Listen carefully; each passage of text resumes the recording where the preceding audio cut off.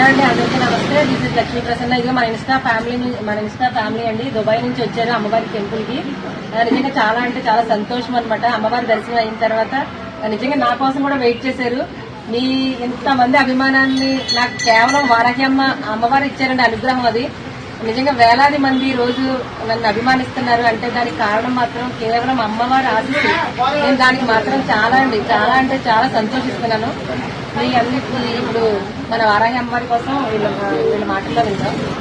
చెప్పండి సార్.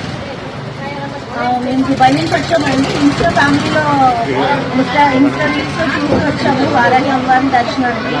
చాలా బాగా జరిగింది. ఇంకా వీళ్ళందరూ కూడా చాలా చాలా ప్రేమగా ఆహ్వానించారు మమ్మల్ని. చాలా బాగా చూసుకున్నారు. అమ్మ దర్శనం కూడా చాలా బాగా జరిగింది.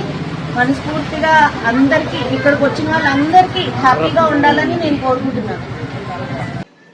పవన్ కళ్యాణ్ గారు ఇక్కడికి వచ్చి దర్శించుకున్నారు. ఇక్కడ వచ్చి దర్శించుకున్న తర్వాతే ఆయనకి డిప్యూటీ సీఎం సీట్ వచ్చింది అనేసి కొన్ని విమర్శలు బయట జరుగుతున్నాయి అన్నమాట. అది ఎంతవరకు నిజమండి?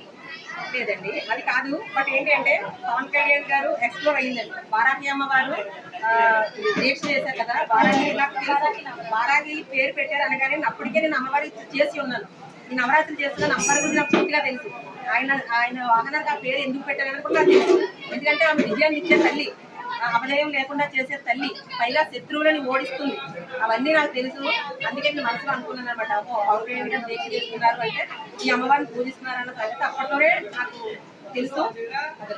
కానీ ఈ రోజు ఇంతమంది ఎక్స్ప్లోర్ అయ్యారు, ఇంతమంది జనం వస్తున్నారంటే కూడా పవన్ కళ్యాణ్ గారిది ఉందండి.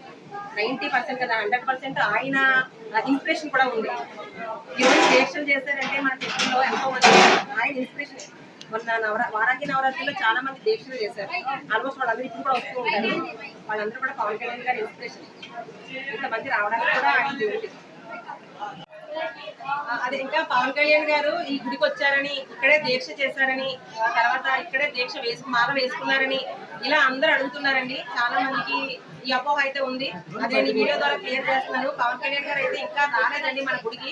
కానీ మనందరం, నేను మా ఫ్యామిలీ కానివ్వండి, మనందరం కూడా కోరుకుందాం త్వరలో పవన్ కళ్యాణ్ గారు మన వారాహి అమ్మవారిని దర్శనం చేసుకోవాలని అయితే అమ్మవారిని కూడా కోరుకుంటున్నాను.